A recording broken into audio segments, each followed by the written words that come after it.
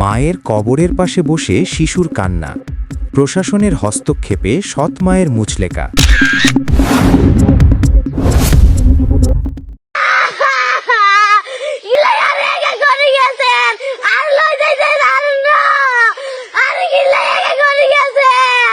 কুমিল্লার লালমাই উপজেলায় এক শিশুর হৃদয়বিদারক কান্নার ভিডিও সামাজিক যোগাযোগ মাধ্যমে ছড়িয়ে পড়ার পর দ্রুত পদক্ষেপ নিয়েছে স্থানীয় প্রশাসন।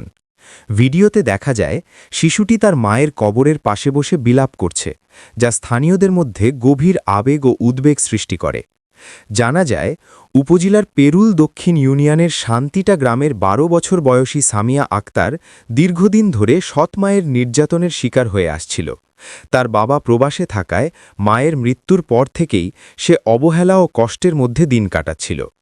সাম্প্রতিক নির্যাতনের পর সে মায়ের কবরের পাশে গিয়ে কান্না করলে সেই দৃশ্য মোবাইলে ধারণ করে কেউ সামাজিক মাধ্যমে প্রকাশ করে।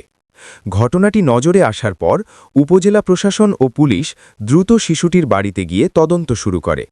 প্রাথমিকভাবে নির্যাতনের সত্যতা পাওয়ায় অভিযুক্ত সৎমায়ের কাছ থেকে ভবিষ্যতে এমন আচরণ না করার শর্তে লিখিত মুচলেকা নেওয়া হয় এবং তাকে সতর্ক করা হয়। প্রশাসন জানিয়েছে, শিশুটির নিরাপত্তা নিশ্চিত করতে স্থানীয় জনপ্রতিনিধি ও সংশ্লিষ্টদের দায়িত্ব দেওয়া হয়েছে। পাশাপাশি তার খোঁজ খবর রাখতে বিশেষ নজরদারি অব্যাহত থাকবে। এই ঘটনায় এলাকায় ব্যাপক আলোড়ন সৃষ্টি হয়েছে এবং শিশুটির প্রতি সহমর্মিতা প্রকাশ করেছেন স্থানীয়রা।